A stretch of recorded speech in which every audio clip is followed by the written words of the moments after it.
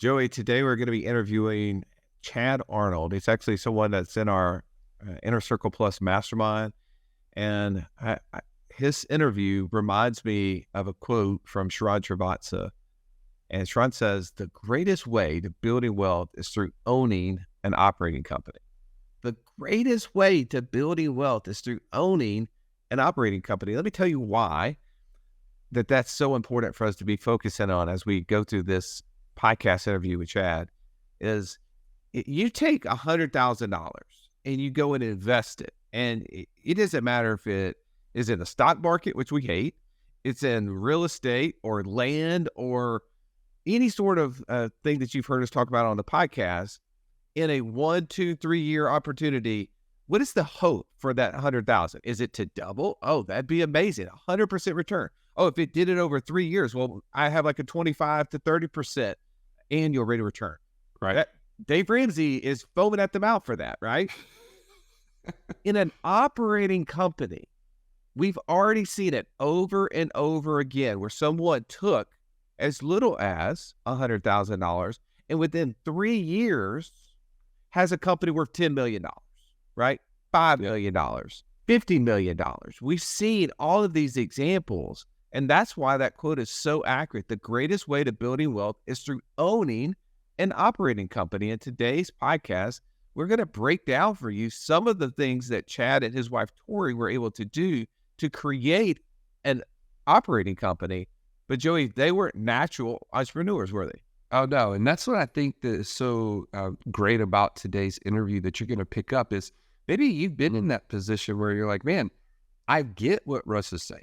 I love the idea of an operating company, but it's just, there's too many hurdles in my brain. Like I just don't feel equipped. I don't feel like I have the systems and the processes and the ability to hire and fire and manage and all those things. It just seems overwhelming.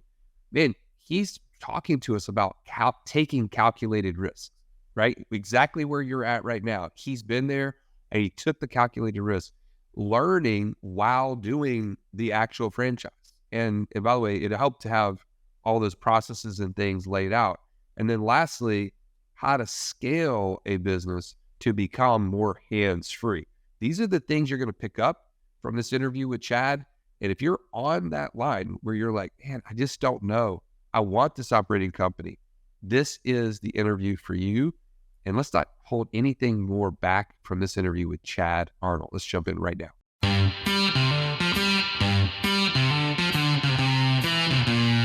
Welcome to the Wealth Without Wall Street podcast, your guide to understanding how to get out of the Wall Street rat race and start your own mailbox money lifestyle. Now, don't let these handsome Southern draws fool you. These financial minds are teaching our country to enhance savings, increase cash flow, and create passive income, all without the help of Wall Street.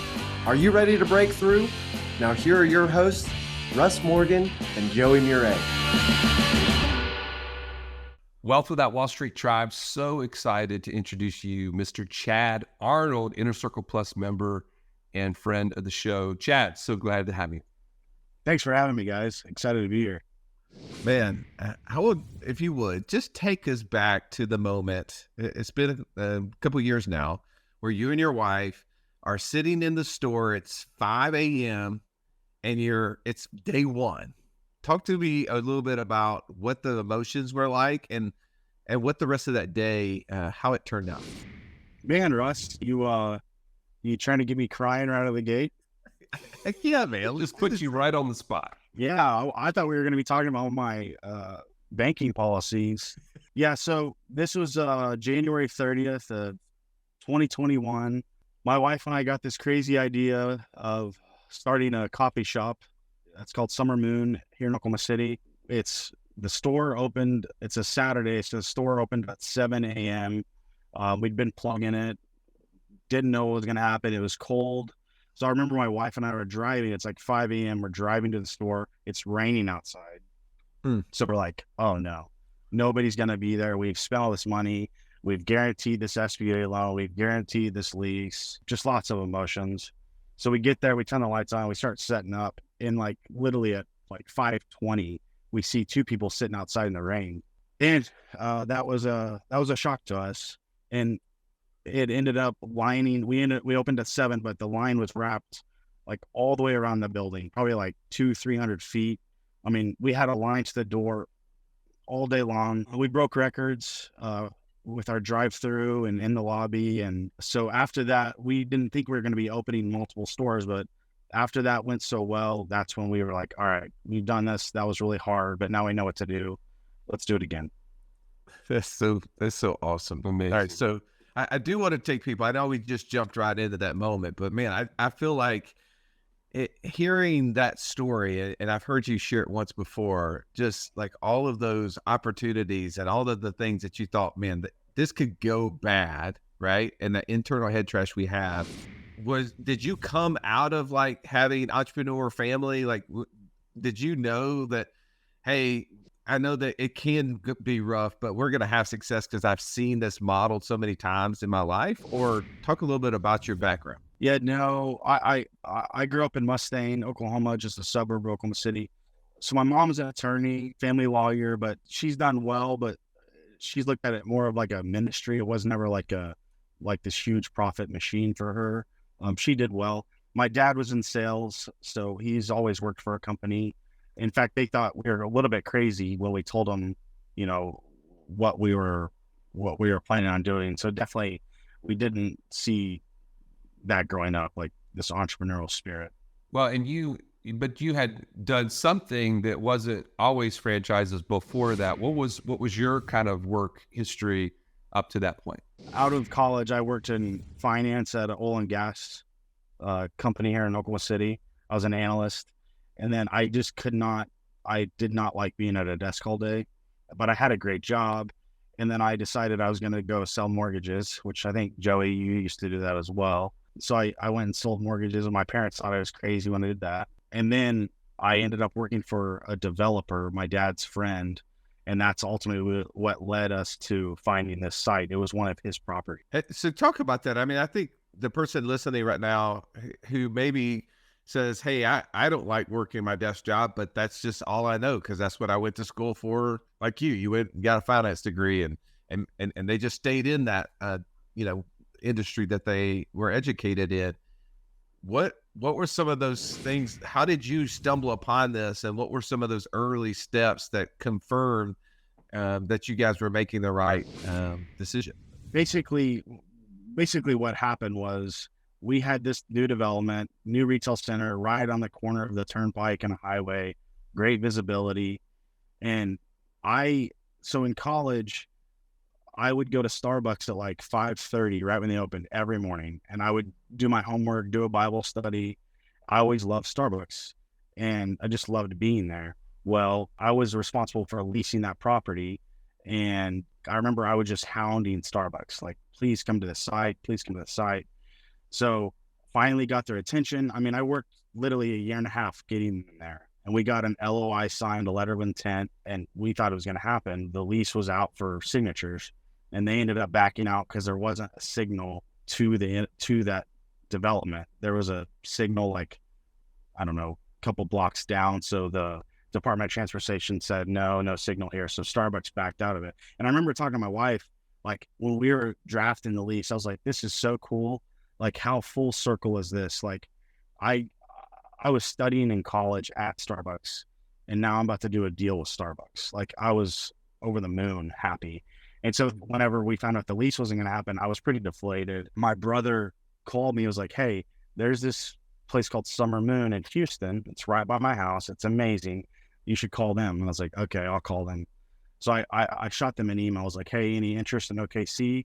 And they responded like, yeah, we'd love to. Do you want to be the franchisee? And I was like, no, like I was hoping you'd open a corporate store here. So then I get home and I remember talking to Tori on my back porch, and she's like, let's do it. Why don't we do that? And that's kind of how it all came and went. And we didn't have a clue what we were doing. But the whole time, our prayer was like, hey, Lord, just open doors that need to be opened. And then if we don't need to do this, just slam this in our face shut. And every step we took, the doors just kept opening. And I think that's kind of the message to those that maybe are watching this and like, hey, I don't like my desk job, but I want to do something. Well, I think in life we can force stuff. Like we can just search best franchises in the nation and force ourselves into a model. But the fact is, we were not looking for anything. We knew we wanted more in our life, but we didn't know what that looked like. And it, like, God's provision, it kind of just fell in our lap. And and another thing, so it's like, I thought that Starbucks, doing the deal with Starbucks was full circle, right? But it's like God had so much bigger plans for Tori and I, and it just worked out amazing. And then on top of that, Tori's never liked coffee. And I've always told her, like, hey, like, you would be the perfect woman if you and I could go to a coffee shop and drink a latte together and just hang out. And now she owns a coffee shop. It's pretty funny. And she actually drinks the coffee. She likes it that much. She's got to put a little sugar, a little honey in there, but probably the Russ method over the Joey method. But that's right. That's right. All right. So if you didn't already love him because he sold mortgages, I mean, let's just say that really special people have sold mortgages. I'm just going to put that out there. I want to pick something out that maybe most people would miss. Talk about how powerful it is for you and your spouse to be aligned with something right out of the gate like this. Like when you talk to your wife and she says, let's do it. Like, what does that do to your marriage and to you as a man, like hearing your wife say that? Like, I have experience like that, but I would love to hear yours before we get to some of the more nitty gritty about the actual franchise. Yeah. I mean, it's pretty amazing. That's probably one of my favorite things about her is, like, I think a lot of times you have couples, like, one is super loves risk and the other does not. But I would argue she's not as risky as me, but she's close to it. And I think the whole attitude is like, all right, if we fail, we'll learn from it. And and we tell each other, it's like, all right, if we go bankrupt next week, like, all right, we'll get back up and we'll go again. We'll figure it out. It's just part of it. It's kind of hate to say it, but it's kind of a big game, and try not to get too emotional about it. And another example is, I was talking to the Land Geek, because y'all plugged them, and I called them and they're like, yeah, it's going to be X amount of dollars. And I mean, it's a lot, but what you get, it's definitely worth it. And I remember calling her being like, I don't know if she's going to go for this. And I called her. She's like, yeah, go for it. I'm like, wow, like, that's amazing. Where most couples, it's probably like this conflict. And so that's just never been the case with us, thankfully. Well, I know that both of your backgrounds come from competitive sports, right? I think you play golf. Is that correct? Yeah. And she played volleyball. And play volleyball. Yeah. So that competitive nature, I think you probably utilized that a lot throughout your work history, but also just all things, right? We have to improve. We know that we're going to require coaching. It's going to require us to continue to learn from the mistakes that we make. I think that being competitive is the thing that maybe is the common bond that entrepreneurs have, even though that you guys wouldn't have probably saw yourself early on, as you said, as entrepreneurs. Right. I would love for us to get into this a little deeper, because for the person listening who maybe has thought about franchise as an option, we've had several conversations with people who are in the franchise space on the show in the past. I'd love to know maybe some of those biggest lessons that you've learned after becoming a franchisee, right? So some of the things, one, you had to do in order to get there, and some of the things that you did, right? Like that has helped you become successful. And then maybe we could have some of those, like, here's a lesson that looking back on it now that I'm opening more stores and understanding more about it, I probably would have done this differently, or I would know that this would have happened and been more prepared for it. So let's start from the very beginning. Like, what were some of the early things that you had to do and boxes you had to check off in order to move forward with Somerville? Yeah. So, I mean, the biggest one for me was Tesla. They came out with the Model 3. I forget when it came out, but they announced it, and typical Elon fashion, it took like 4 years to arrive. But I was on the waiting list out of the gate, and I got the car, and y'all are like, where are you going with this? So I got the car and I loved it. It was my favorite car I've ever had. But whenever we were like, hey, we're going to do this franchise thing, it was like, all right, we got to sell the Tesla, which is like, hindsight, I'm so glad I did. But to me, it was like, man, I'm making a sacrifice here. I think I bought like a 2000 Jeep Wrangler or something after that and drove it around, but that was a sacrifice that I was willing to make because I knew that's what I needed to do to have capital and to look pretty to the bank. But so we've used the SBA for all of our financing. We don't own any of our locations, so we just have leases, and I have a background in leasing, so that wasn't a huge step for us. But for those that have never franchised, that would probably be a big step. So my recommendation is like hire a broker to represent you. The landlord will pay their fee, and they'll be able to help you navigate that lease. And then I would just work through the SBA, work through your local bank to get an SBA loan. But man, there's so many different things like insurance and workers' comp and sales tax and taxes and just all these things you don't think about. And I remember one second. I'm sorry, Chad. Let me break in for just a second. Before you get to those things, talk about, like, obviously the part of the story we know up to this point is you had this vacancy. You go to them, they say, hey, do you want to be a franchisee? What due diligence did you have to do besides like, oh, we have a willing person that wants to come in this spot? But how did you know, like, what steps did you take to make sure that you knew it was a good fit for you guys to take this on? Yeah, sure. So we had obviously never had the product. So we went down, there's a store in Dallas, and this was like May or June of 20. So everybody, COVID was still really relevant. And I remember they had a tent in the back of the shop set up, so nobody's going inside. No, it was July, because I remember how hot it was. And it was a Sunday afternoon. We're like, hey, let's just try it. If it's horrible, well, there's a closed door, right? So we get out there, and there's literally like 15, 20 people standing waiting at like 2:00 on a Sunday in July. And one of the guys next to us, I was like, is this that good? Trying to get some intel. And he's like, well, I drive 40 minutes to get the beans. And I was like, wow, okay, that's a good sign. And the store, we knew that store had done really well. It was in Frisco. And then after that, we went to Austin. We met the family. So we were actually the first franchisees. And obviously this was our first franchise business that we'd done. So I'd love to tell you that we did all this due diligence, but we didn't. We just kind of went with our gut, which it turned out to be the right decision. It could have bit us, but again, we just went to the stores. We met the family. We called other franchisees and just kind of talked to them about it. And basically our question was like, hey, if you could do this again, would you do it? And their answer was yes. So we just kind of were led to believe that this is a good idea, and that's how it went. If you've listened to our show for any length of time, you've heard us talk about infinite banking and how we were able to use that concept to create over $50,000 a month in passive income. But it's just not that easy to figure out, how does this all connect into my own personal system? Stallion, that's why we created the passive income operating system, bro. It shows you how to turn active income into passive income. It makes all the steps come together. If you would like to get access to it as a podcast listener, we've never given this away in public before, go to what'swhatwallstreet.com/PIOS. There was nothing worse than walking into class when you're in school and the teacher saying, pop quiz day. Why? Because you were unprepared. Are you unprepared though for financial freedom? Don't be. Find out how close you are by taking our 30-second quiz at wealthwithoutwallstreet.com/quiz. So let me ask you this. You said you were the first franchisees. What you're talking about in Oklahoma? No, for the brand. Or period. Okay, so then what other franchisees were you talking to? We were talking to licensees. So, okay. I didn't understand that. Sorry. Yeah, my bad.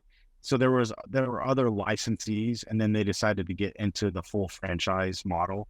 And so we knew it was going to be very similar to a licensee's experience. Gotcha. Okay. So you're taking the tour, you're meeting the key people involved in the brand.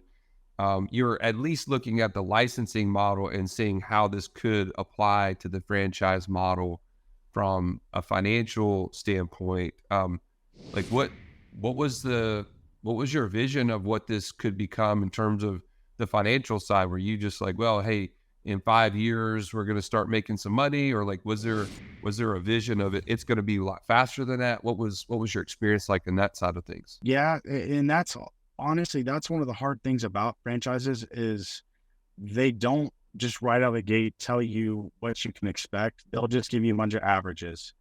And I think for legal reasons, they don't give you those numbers. So I kind of had an idea what the store would do, and I tried to be super conservative. And this, again, this wasn't like, hey, let's go open 20 of these things. It was, hey, let's go open one. My wife, she had Lincoln and she was pregnant with Lyle at the time. So it was like, she was kind of ready to get out of the house a little bit. So it was like, this will be her baby. This will be something she can work on. And it exceeded our expectations. And you asked the question earlier of, what would you do differently? What I would do differently is if I went and got a franchise, I would try to sign a deal for at least 5 or maybe 4, because after you do one, you just learned so much. You would be silly not to do more. And then the more you open them, the more you're able to scale and put the right people in the right positions to where you don't have a job. If you have one, you basically created a job for yourself. So yeah, talk about that, because you just mentioned that your wife, who had 2 really small children at the time, was like, yeah, ready to get out of the house and run a business. Talk about what that time allotment looked like. What sort of time was she putting into the business? What sort of time were you putting into it? Yeah. So I had still had my, 8 to 5 full-time job. So she was definitely running the stores and still is running the stores. But whenever that store opened, she was working, leading up to it, she was working tons of hours. And we would bring the pack and play up to the space and put them in the bathroom and let them take their naps in there and just kind of made it happen, But after the stores open, she'll work a lot for like a month.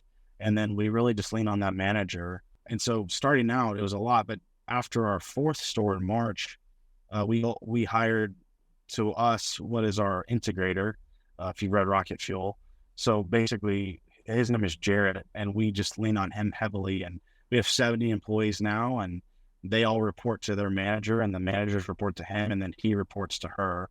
I'm not really in the day-to-day. I'm more in like the development side, where I sign new leases and I go get the financing, and I take care of the books and the payroll.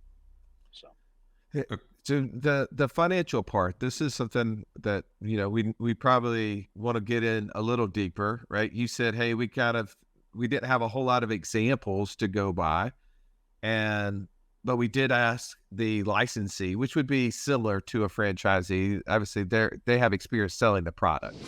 And was there any financial discussions there other than, hey, would you do this again? Did you guys talk about money at all and kind of the profit model and the profit margins in this business? Yeah, I tried not to do it like out of the gate. I didn't want to be the guy who was like, hey, how much money are you making? After we talked to them a few times, it was like, hey, can you give us an idea based on this location, what we should do in sales? And then can you kind of give us an idea of what net profit percentage or what we should expect after everybody's paid, franchise is paid? And they did share that with us. And clearly that was enough to say, yeah, this is a great opportunity for my wife, Tori, to be able to do this, enjoy this, and it still be beneficial for our family. Absolutely. And all right, I want to dive into, you talked about scaling, and I think that's an amazing topic that we should always think about is if we're going to do it once, the lessons we learn, then assuming that it's working, then there's no reason why we shouldn't scale. I've heard some of our, people in the real estate industry say the dumbest mistake I make is buy one house. I need to buy 100, right? Like I've got to find a way to scale, because at scale, then you can do things that you couldn't do as one. So talk a little bit about scaling. Talk about adding extra stores with the franchise. Like, are you committing to what? And what does that even look like? Yeah. So when we opened the first one, it was like, hey, let's just open this one. And, had no clue what we were doing. But one thing I kept telling myself, and this is for those that are like thinking about doing something like this, is like, look around you, wherever you're driving, there's hundreds of businesses. And I know I'm not the smartest guy in the room, but I can figure it out. And they all figured it out. And so it's kind of like, you just got to take the risks and go for it. But for us, we want to our number right now is 20. So we want to get to 20 stores, and we might get to 10 and be like, hey, we're stopping at 10. We might get to 10 and be like, all right, let's do 100. We just don't know what that looks like yet, but we're hiring to get to that number. So we've hired our integrator. We have a full-time handyman. You just kind of learn like our biggest need right now is like handyman stuff, because we have all this equipment, stuff breaks all the time. And so we've hired that to alleviate. We're setting it up to where my wife and we can leave for a month and the thing spends like a top. That's just kind of our goal. And we know that we're a little top heavy, but we're willing to have larger expenses for our time and for it to be more passive. So I love that, by the way. I keep telling Russ that he needs to leave for months, and it'll really help our business. But you talk about this hiring process, and it's just kind of like easy. Like, yeah, we just hire, we've scaled, we've got this integrator. For somebody who's never hired before, like you guys went from, hey, we're not entrepreneurs, to now we own, 5 stores and we want to continue to grow. Talk about, like, was it the franchise model that made that part easy, or was it just something that you've learned just on your own? Hiring, firing, that kind of thing it could be overwhelming to somebody that's never done it. Talk about that process and what you learned from that. Yeah. Thankfully I don't do any of the hiring or firing. Tori and our integrator, Jarrett, they do most of that, but I pay payroll every week and I see those numbers. But it's kind of one of those things, like, if I can hire a handyman and pay him X amount of money and then know it's going to free me up to go and build other stores, that's just a way better use of my time, for me personally. And so it is a bit scary when you bring that new salary on, but then after you've paid them for a few months and you realize how much more freed up you are, you quickly realize the benefit of it. And honestly, thankfully, we've had really good luck with our employees. We don't have a ton of turnover. Obviously, there naturally is, because most of them are in high school or college. And so, but we haven't had a whole lot of turnover. But my wife, she handles that. And that's one of the hardest parts of the job, is letting someone go. It's not fun.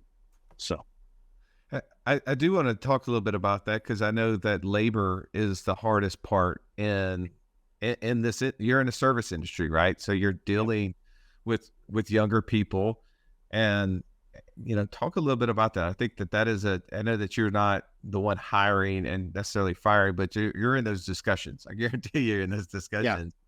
Yeah. To me, I find it really interesting that you have scaled up to so many people and have been able to retain people. What are some of those things that you think that you guys are doing right that maybe some others have failed in? Because you see, like, I had a friend, they owned a kind of a service-based business, and that was always the biggest struggle they would talk about, is like, man, I feel like I'm having to work in the store so much because I can't keep people showing up to work on time, coming to work ever, and hiring enough people to count for the people who are leaving. Yeah. Thankfully, like, retention's been great. One of the things we did earlier this year, there's an app called Motivosity, and basically it's a generosity app. And so it's like, we're trying to create a culture of generosity. And so every month, every employee gets $5, which it's not a lot, but it's kind of like a little social media where they can be like, hey, Joey, great job last night deck brushing, here's $1. Or, hey, Russ, thanks for helping me close, or thanks for helping me, unbox the milk, here's $1. And so, like, if I were to log on right now, there's literally at least 10 of those a day. And so it's just created a culture of gratitude. And so that's really what we're after. We don't want them to dread coming to work. So we don't do negativity, just try to keep it really positive. And then we have events like 3 times a year where we'll shut the stores down early, and we'll go to a baseball game, or we'll have a Christmas party, or I don't know. We just want it to be different. And so, yeah, that's kind of how we've approached it. That's super cool.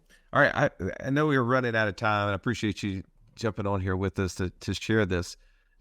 What would be one of those main benefits that you would say that you've enjoyed as a franchisee as compared to starting a business from scratch? Ours was kind of a blend because we were the franchisee, but they had the recipes. They told us what purchase of sales or point of sale system to use, what scheduling system to use. they just kind of, and they had a brand behind it. So when we opened, people knew what it was, and we instantly had a draw. And so to me, that's the biggest thing about a franchise is you're really buying the brand, and you're buying the audience. And so that's what I like about franchises. Now, I will say we wouldn't have done just a coffee franchise if it was just coffee and there was nothing that separated it. Ours has, we roast our beans a certain way, and we have moon milk, and no one else has moon milk. And so I would look for some kind of differential to other companies. What's going to separate you? Yeah, that's super helpful to see. Like, if you've been in that boat and you've been thinking, am I an entrepreneur? And you're on that line, maybe just some of the things Chad's sharing about a franchise model. We've heard from people who sell franchises, right? And it's always going to be like, man, this is a great thing. It's hard for them not to say that. But to have your experience, Chad, I think is super valuable for people to see behind the curtain that experience. And now the fact that you're wanting to scale to such a big number just tells you the power of leveraging that franchise model. Before we go, I didn't want to miss the opportunity to talk about like your experience with Wealth Without Wall Street. What was it that brought you into the community? And we can talk a little bit more about like maybe what you've done so far and what you're kind of seeing the future look like. So we go to Kauai. We have some friends in Kauai. It's like our favorite place. I was there last year, and I remember just like sitting on the deck on my phone being like, okay, I know I want to build a house out here. It's not a matter of if, it's when. Like, how am I going to make this happen? And I came across infinite banking. So I started Googling it, and you all were in an article. I don't know what article it was, but I clicked on it. I booked a consultation, and Ernie took care of me. And so ever since then, I've been part of the Inner Circle Plus, and I'm not able to make every call, but just having access to the WhatsApp and being on the calls, and literally at any time of the day being able to submit a question, it's been awesome. And we talk about this a lot in our community about your right next thing, right? We all have a thing that we need to be working on. The problem is that when we don't have focus toward one thing, we end up making no progress. And whenever you jump on a call with one of our coaches, they walk you through this process. So for you, what is that right next thing for you that you and Tori are working on right now? Yeah, it's our taxes and our structure.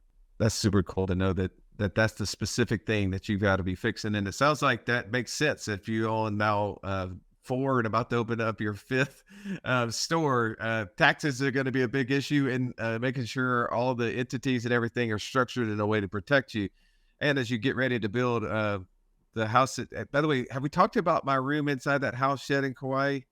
No, we need to talk about that. I've been meaning to call you. Are you a fan of Kauai, Russ? I thought I saw that. Well, we'll talk about that on another thing. Kauai, maybe not so much. I have some unfortunate events with Kauai that we've decided that maybe not Kauai. But either way, I know your wife is interior designer background, and we can talk about the color scheme of the room. Okay, got it. Man. Hey, Kauai, really... Oklahoma is a beautiful place. Huh? It is. Oh man, I've really enjoyed having you on the show. Thank you so much for taking time. I mean, I think we're going to title this "The Providential Entrepreneur" because just listening to the story of how God opened the door for you, and you just kept listening to Him along the way, and just that this is something that you and your wife are doing that's bringing you closer together. That now your boys are growing up in this, and they're seeing kind of how mom and dad work together, how they do life together, and the opportunities that this will open up doors for them, and what will happen over their lives because of it. And I know we're all blessed to have heard the stories as well, man. Thank you for coming on and sharing it with us. Thanks for having me, guys. All right. Well, we appreciate you listening. Hope you had as much fun as we did listening to Chad.